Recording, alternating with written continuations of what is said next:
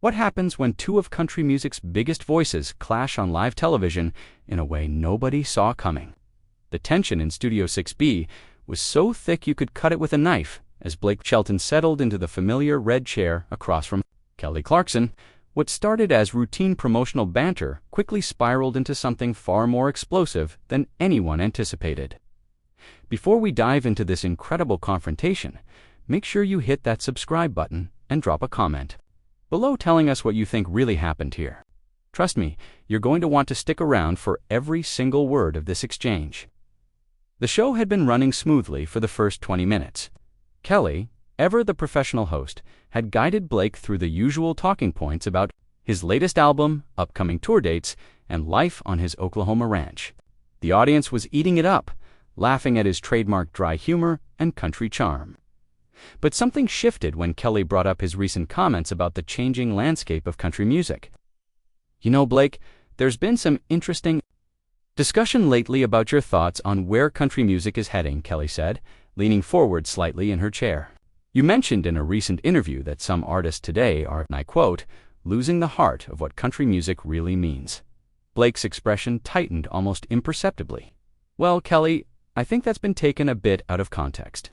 "Has it, though?" Kelly pressed, her tone remaining conversational, but with an edge that regular viewers would recognize. "Because from where I sit, and from where a lot of people sit, it sounded pretty clear. You specifically mentioned artists who come from other genres and try to make country music without understanding its roots." The audience fell silent. This wasn't the lighthearted banter they'd come to expect from Kelly's show.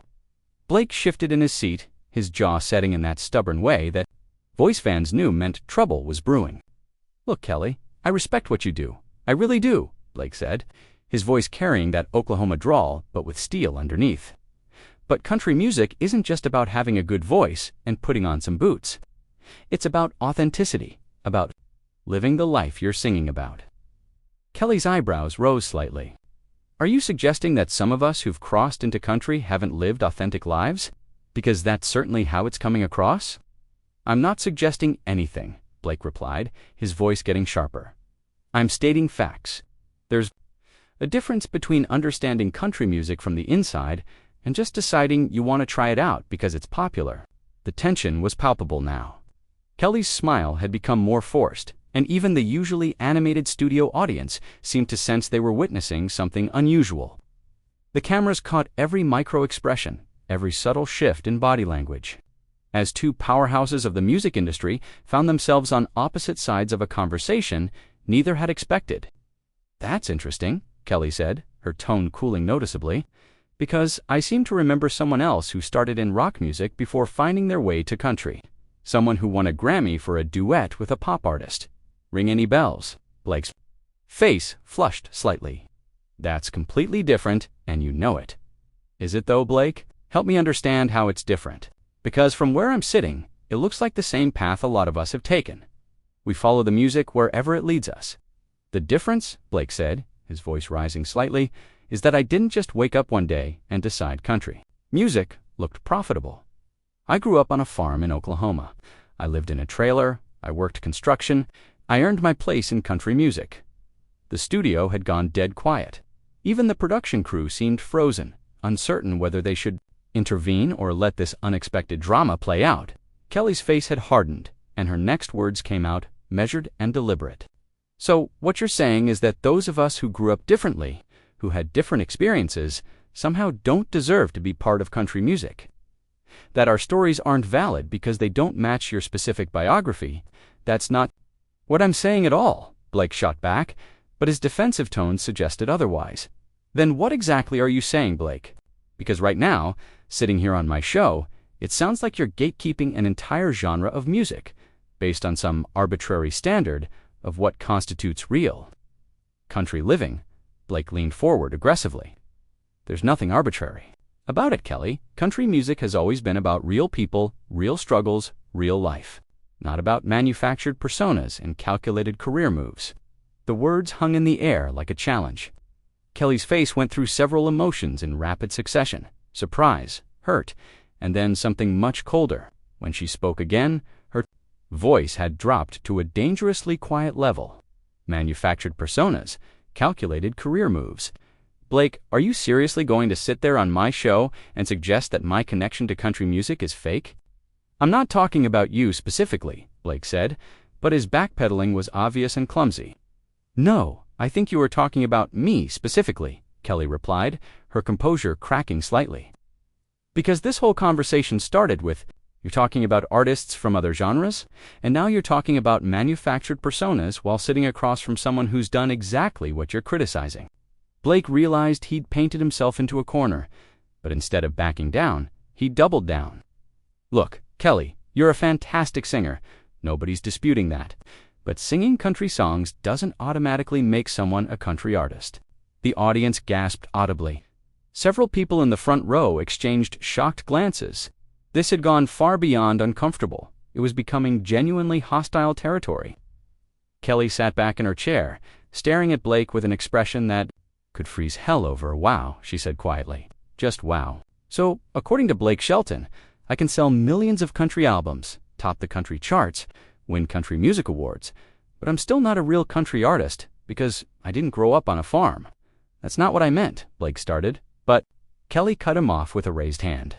No, I think that's exactly what you meant, and I think you meant it to be as insulting as it sounded. Blake's face went red as Kelly's words hit their mark. He wasn't used to being challenged this directly, especially not on someone else's show. The comfortable dynamic he'd expected had completely evaporated, replaced by something raw and unpredictable. You know what, Kelly? Maybe we should just move on to the next topic, Blake said, clearly trying to regain control of the situation. Oh no, Kelly replied, shaking her head firmly. We're not moving on.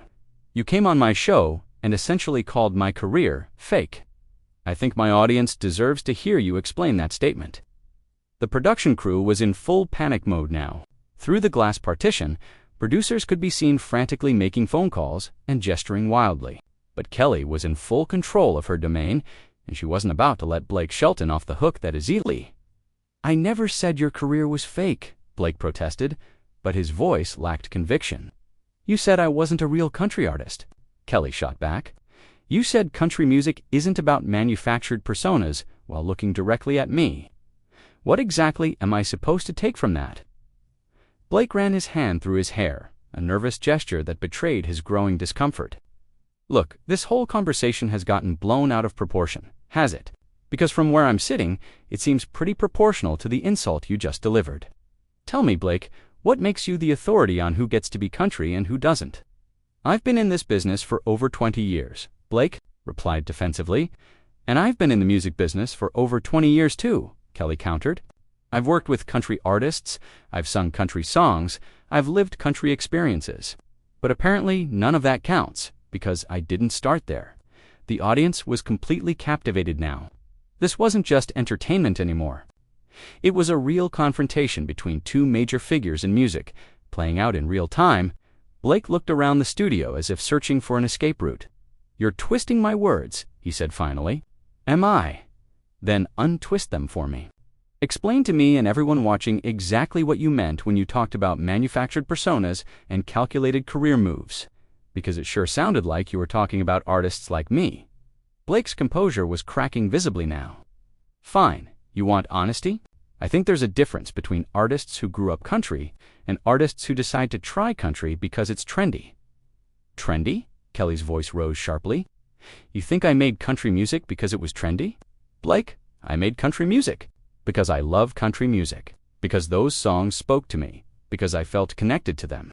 But apparently my feelings don't matter because I didn't fit your narrow definition of what a country artist should look like. That's not fair, Blake protested. What's not fair is you sitting on my show in front of my audience and questioning my authenticity as an artist. What's not fair is you suggesting that success in other genres somehow disqualifies someone from being genuine in country music. Blake stood up abruptly from his chair, his patience finally snapping. Kelly, I don't have to sit here and listen to this. Sit down, Blake, Kelly said firmly. You started this conversation, and you're going to finish it. I didn't start anything, Blake shot back, but he remained standing, his hands clenched at his sides. I came here to talk about my album. Not to defend every comment I've ever made about country music, but your comments weren't just about country music in general, were they? They were about specific artists, and whether you want to admit it or not, I'm one of those artists you were talking about. The tension in the studio had reached a breaking point. Blake was clearly struggling between his desire to leave and his awareness that walking out would look terrible. Kelly, meanwhile, seemed determined to push this confrontation to its logical conclusion. "Let me ask you something, Blake," Kelly continued, her voice steady but intense. "When I won my first country music award, were you in the audience, applauding? When my country singles went to #1, did you congratulate me? Or were you sitting there thinking I didn't deserve it because I wasn't country enough for your standards?" Blake's silence was damning. The audience could feel it, the cameras caught it, and Kelly pounced on it immediately. "That's what I thought," she said coldly. "You've been judging artists like me from the very beginning, haven't you? Deciding who's worthy and who isn't based on some arbitrary checklist you've created in your head." "It's not arbitrary," Blake finally exploded. "Country music means something. It has traditions, it has values, it has a way of life behind it. You can't just put on a cowboy hat and call yourself country. Nobody's putting on a cowboy hat and calling themselves country, Blake. We're talking about artists who've put in the work, who've written the songs, who've connected with country audiences. But apparently, none of that matters to you unless we also happen to have grown up on a farm." Blake's face was flushed with anger and frustration. "You're making this about something it's not. Am I? Then what is it about Blake? Help me understand your logic here, because right now it sounds like you think country music is some kind of exclusive club that only certain people are allowed to join." "Maybe it should be," Blake said quietly, and immediately regretted it. The studio fell dead, silent. Even the production crew stopped their frantic movements. Kelly stared at Blake with an expression of complete disbelief. "Maybe it should be an exclusive club," she repeated slowly. "Did you just say that country music should be an exclusive club?" Blake realized he'd gone too far, but his pride wouldn't let him back down completely. "I meant that maybe there should be some standards, some connection to what country music actually represents. And who decides those standards? Blake? You? A committee of people who grew up in rural areas? How exactly does this work in your mind?" Blake was trapped now, and he knew it. Every word he said was making things worse, but his anger was overriding his judgment. "All I'm saying is that there's a difference between authentic country music and what passes for country music nowadays. And I'm what passes for country music nowadays. Is that your position?" Blake's jaw worked silently for a moment before he finally said, "If the shoe fits." The audience gasped again, louder this time. Kelly sat back in her chair as if she'd been physically slapped. The cameras captured every detail of her reaction, from the initial shock to the hurt that flashed. Across her face, before being replaced by cold fury, the words hung in the air like a toxic cloud. Blake had crossed a line that couldn't be uncrossed, and everyone in that studio knew it. Kelly's face went through a rapid succession of emotions before settling into something ice-cold and dangerous. "If the shoe fits," she repeated slowly, her voice barely above a whisper. "So that's really what you think of me? That's what you think of my music, my career, everything I've worked for in country music?" Blake seemed to realize the magnitude of what he'd just said. His bravado was crumbling, but it was too late for damage control. "Kelly, I didn't mean it like that." "How did you mean it, Blake? Because it sounded pretty clear to me. It sounded like you just called me a fake country artist on my own show, in front of my audience, after I invited you here as my guest." The studio atmosphere had become suffocating. The audience sat in stunned silence, witnessing what felt like a career-ending moment playing out in real time. Blake looked around desperately, as if hoping someone would rescue him from the hole he'd dug. "You're putting words in my mouth," he said weakly. "I don't need to put words in your mouth, Blake. You're doing fine all by yourself. Tell me, when you said if the shoe fits, what exactly did you think that shoe was? What were you calling me?" Blake's silence was deafening. He stood there, fidgeting with his hands, looking everywhere except at Kelly. The cameras captured every moment of his discomfort, every second of his inability to defend what he'd just said. "I'll tell you what that shoe represents," Kelly continued, her voice growing stronger. "That shoe represents years of hard work being dismissed. It represents authentic connections to music being questioned. It represents the arrogance of someone who thinks they get to decide who belongs and who doesn't in an art form that should be about bringing people together, not keeping them out. Kelly, can we just know? We can't just anything. Kelly cut him off sharply. You came on my show and insulted me, insulted my career, and insulted every artist who's ever dared to cross genre lines. You don't get to just wave your hand and make that disappear. Blake's face was red with a mixture of anger and embarrassment. Fine, you want to make this personal? Let's make it personal. You've been in country music for what? A few years? I've been here my whole life. I think I know a little bit more about what country music is supposed to be than someone who just decided to try it out. Just decided to try it out. Kelly's voice rose to match his. Blake, I didn't just decide to try out country music like it was a new restaurant. I connected with it because it spoke to something real in me. But apparently that doesn't matter because I didn't grow up in the right zip code. It's not about zip codes, it's about authenticity, Blake shot back. Whose definition of authenticity? Yours. Because last I checked, authenticity was about being true to yourself and your music, not about checking boxes on Blake Shelton's approval list. The argument was spiraling completely out of control now. Blake took a step closer to Kelly's desk, his posture aggressive. You know what? I don't have to stand here and be lectured by someone who what, Blake? Finish that sentence. Someone who, what? Blake caught himself before saying something even worse, but the pause was telling. Kelly leaned forward in her chair, her eyes blazing. You were about to say something really ugly just then, weren't you? Something that would have shown everyone exactly what kind of person you really are underneath all that country charm. I don't have to listen to this, Blake said, backing away from the desk. Yes, you do, because you started this, and now. You're going to hear me finish it. You want to talk about authenticity? Let's talk about the authenticity of coming on someone's show and disrespecting them in their own house. Let's talk about the authenticity of gatekeeping music based on your personal prejudices.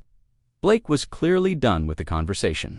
He started looking around for his jacket, for any excuse to leave. This is ridiculous. I came here to promote my album, not to get attacked. Kelly's voice reached a new level of incredulity. You think you're being attacked? Blake, you attacked me first? You attacked my legitimacy as an artist, my connection to country music, my authenticity. And now you want to play the victim because I'm defending myself. I'm not playing victim. I'm just not going to sit here and take responsibility for what you said. Own up to the fact that you came on my show and insulted me. Blake had clearly reached his breaking point. He spotted his jacket on a nearby chair and grabbed it. You know what, Kelly? I'm done. This isn't what I signed up for. What you signed up for was a conversation about music. Kelly called after him as he headed toward the exit. What you delivered was a masterclass in arrogance and disrespect. Blake stopped at the studio door and turned back one final time. Good luck with your country music career, Kelly. I'm sure it'll be very successful. The sarcasm in his voice was unmistakable, and it was the final straw. Kelly stood up from her chair for the first time during the interview, her composure finally cracking completely. And good luck explaining to your fans why you walked out of an interview because you couldn't handle being called out for your own words. I'm sure that'll look great for the man who claims to represent authentic country values. Blake's face contorted with rage. For a moment, it looked like he might come back and escalate things even further. Instead, he yanked open the studio door with enough force to make it bang against the wall. This interview is over, he announced to no one in particular. Yes, it is, Kelly replied coldly. And everyone got to see exactly who Blake Shelton really is when he doesn't get his way. Blake disappeared through the doorway without another word, leaving behind a studio full of shocked faces and awkward silence. Kelly remained standing, behind her desk, breathing heavily, her carefully maintained composure finally showing cracks. The audience didn't know whether to applaud, gasp, or sit in stunned silence. They chose silence, creating an atmosphere so thick with tension that even the camera operators seemed frozen in place. Kelly looked directly into the main camera, her eyes still blazing with anger and hurt. Well, she said finally, her voice steady despite everything that had just happened. I guess that's how some people handle being challenged on their own statements. She paused, collecting herself before continuing. Music is supposed to bring people together, not divide them. It's supposed to be about connection, not exclusion. And anyone who thinks they get to decide who belongs and who doesn't in any genre, of music needs to take a long, hard look in the mirror. Kelly sat back down, smoothed her jacket, and looked into the camera with renewed composure. That's all the time we have for today. Make sure you subscribe to the channel and comment below with your thoughts on what just happened here. What do you think about artists crossing genres? Should there be gatekeepers in music, or should art be open to everyone who feels called to it? The cameras continued rolling as the credits began, capturing Kelly's final moments of processing what had just become one of the most dramatic moments in daytime television history.